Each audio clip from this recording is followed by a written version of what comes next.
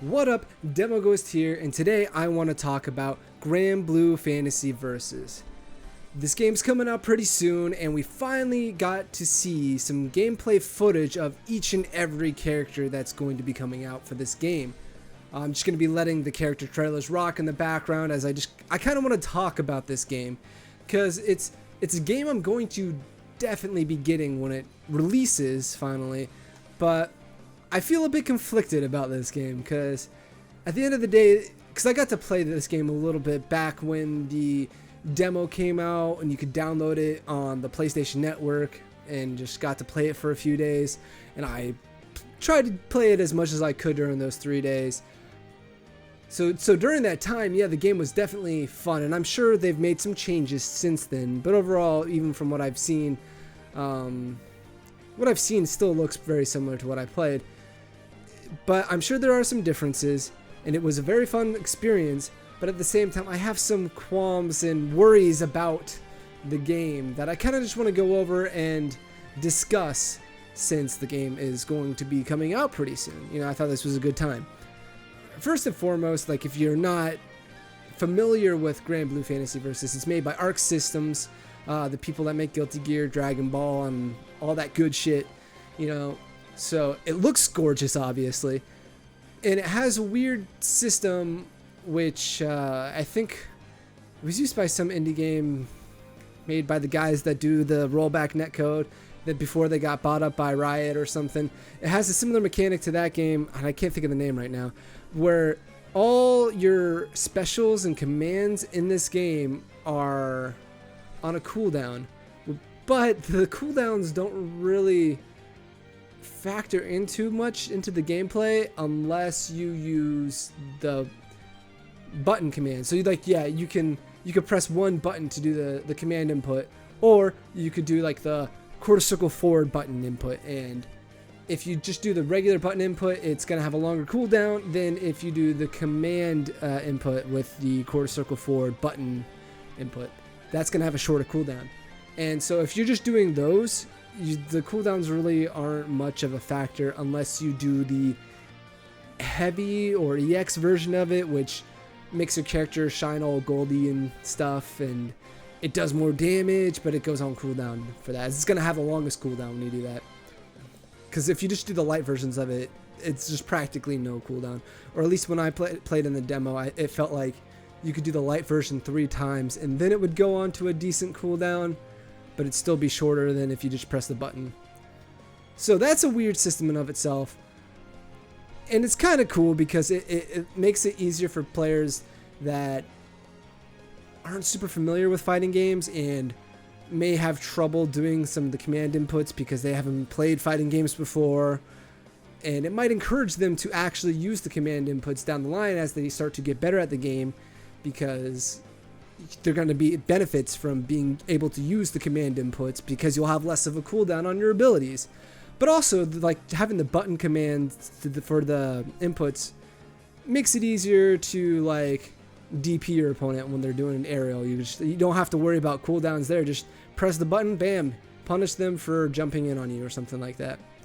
Second is the game's very slow, very neutral, ground focused, which is really odd for an anime game, and seems to be the track that Arc Systems seems to want to go down these days right now. It's like, just do neutral footsie based ground game fighting games, like.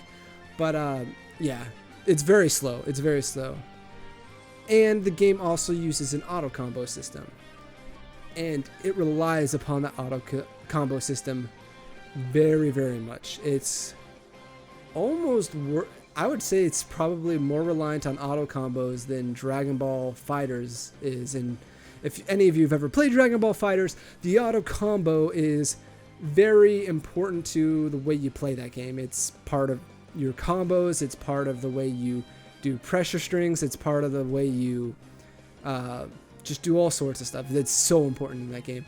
And I feel like it's even more important in this game. It's kind of how you play neutral, and it's kind of how you do combos. Every character does the same combo.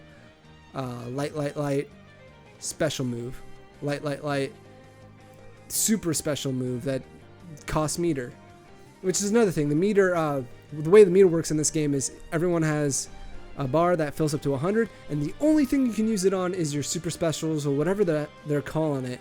And those do a lot of damage, and I think just about every single one of them, or at least the ones in the demo for those characters, because there's a bunch of new characters that we've got to see now that weren't in the demo. All of those had like invincible supers, and so they were good like kind of wake up reversal kind of stuff, and they would do a shit ton of damage, like 40% easy, maybe more. Especially if you get down below 30% health, I think it is, and on the last round you get to do like the epic super anime finish super move that does even more damage. So yeah, those are like the basic mechanics of the game, and overall the game was fun. And Lancelot, whose trailer's playing right now, was my favorite character in the demo because he felt like he felt like he had one extra move than everybody else, and that made him infinitely more fun for me.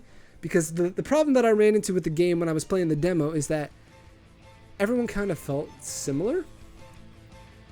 Everyone, like I said, just auto combo special. That was how you played the character. Even on kind of like block strings, you would just stagger the auto combo, which I definitely wasn't the best at, but this is basically how you would just block string your opponent and pressure them in the corner or even in neutral. And outside of that, it was just like, everyone has a universal overhead, which you can combo into if you get a counter hit. Otherwise, you can't combo into it.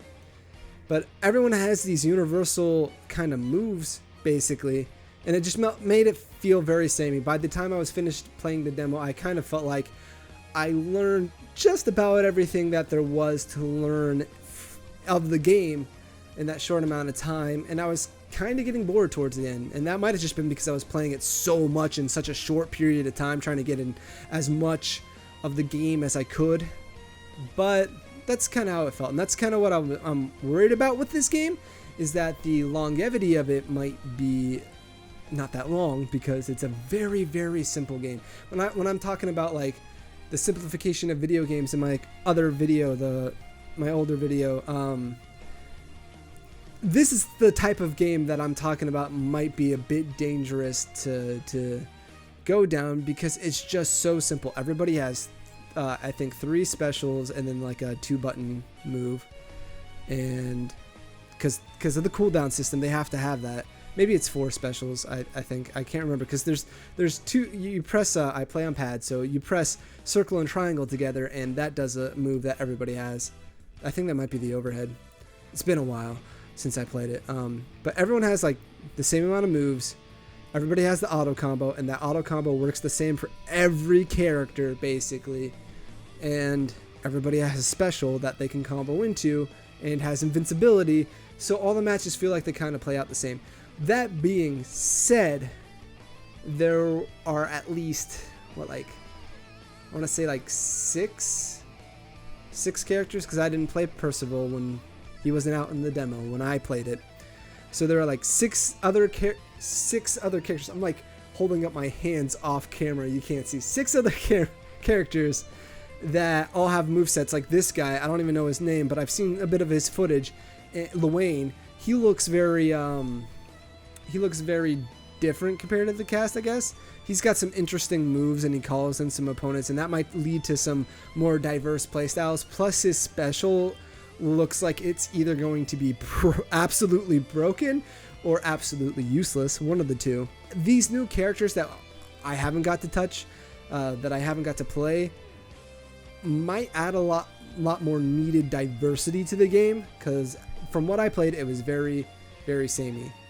Another thing is that they've already announced DLC characters, and I'm sure that those DLC characters are going to play,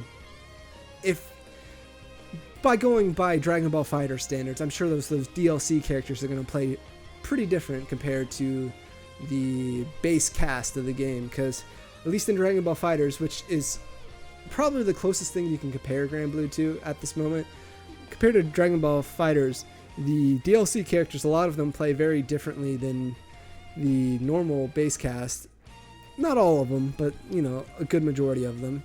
Like, I remember buying Vegito and him playing very differently, and base Vegeta has the loops that were always fun, that I love playing that. Base Goku felt very different, So I'm sure that the DLC characters that they announced for this game will play differently, and I really hope so, because we got 11 characters in this game, and if they all play very similarly, that's going to get boring real quick, because if everyone plays the same, then even the matchups aren't going to feel very different. You're going to play very similar playstyle no matter what you do. And I think it's okay for this game to be a simple game. Like that, I don't want to be like, oh my god, this game's so simple for beginner, casuals, whatever. No, it's fine that this game is simple. I just don't want it to be so simple that it's boring. Video games, especially like fighting games, do need some degree of challenge or some degree of something that you learn, or a skill cap to hit that you can keep pushing towards to make the game fun. And I mean, this game definitely has things you can improve on. This super looks ridiculous. I love it. Sorry. There's definitely things that you can work on. There's spot dodging, and then there's like dashing through, and those seem like very important mechanics that you just gotta take time to get better at. And all the fundamentals of fighting games are in this game, so like those are there to improve. It's just the homogeny, I guess, of the characters that I'm worried about, because Dragon Ball FighterZ kind of has that same sort of issue where a lot of the characters feel very samey. They feel very similar to one another, but that's a versus game. So one, you're learning 3 different characters all at once to combine a team. The team aspect with the assist adds the variety to the gameplay and the matchups. And there's also like 30 characters in the game. It's got a much bigger cast of characters than this. But again, some of these newer characters, like this character, I missed her name, but I've seen her trailer. Oh my god, the quality is really bad. But she looks very different. She's very much that keep away kind of character, and I'm sure she'll add some diversity. It was just the main cast in the demo was very samey.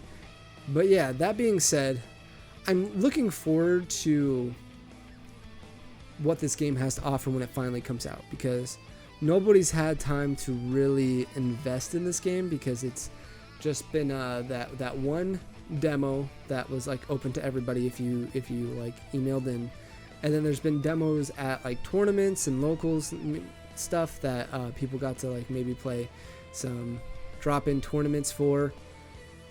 And I'm interested to see what people discover once we all get our hands on the game and get to really dive into like training mode and figure out what kind of crazy stuff you can do, because there is some things with like counter hits. Like if you do an anti-air counter hit, I think if you counter hit someone who's in the air, there's like a huge amount of hit stun, giving you a lot of options to like, or giving you a lot of time to do something to capitalize on counter hitting your opponent out of the air.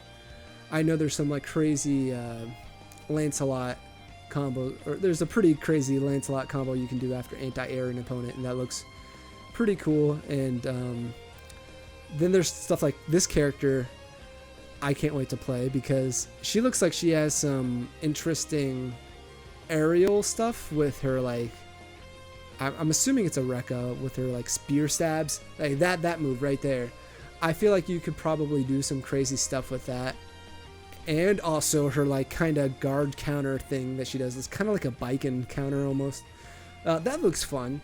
So, and that stuff, that's what excites me. Something like that looks so stupid, and like stupid in the best way. Like that's the stuff that kind of excites me in fighting games, and I'm looking forward to messing around with that and hoping that there's a lot there outside of the what I've played of it. So I'm looking forward to playing Zeta. I'm looking forward, of course, playing Lancelot again, because I had a lot of fun with Lancelot. His pressure's insane. And I'm looking forward to the different things that people discover about this game once it's finally out, and what kind of scene it gets. Because I can almost guarantee that this game is going to be at EVO next year. I don't think that's a surprise to anyone. It's Arxis. It looks gorgeous. It plays well from what I've played, and I'm sure it still plays well. So I'm looking forward to seeing what this game has to offer, despite my hesitation and worry about the sameness of some of the characters. That being said, let me know what you think about this game, what you're looking forward to most about this game in the comments down below. And I hope to see you guys eventually in February online playing this game, because I'm going to be definitely playing it. So see y'all next time.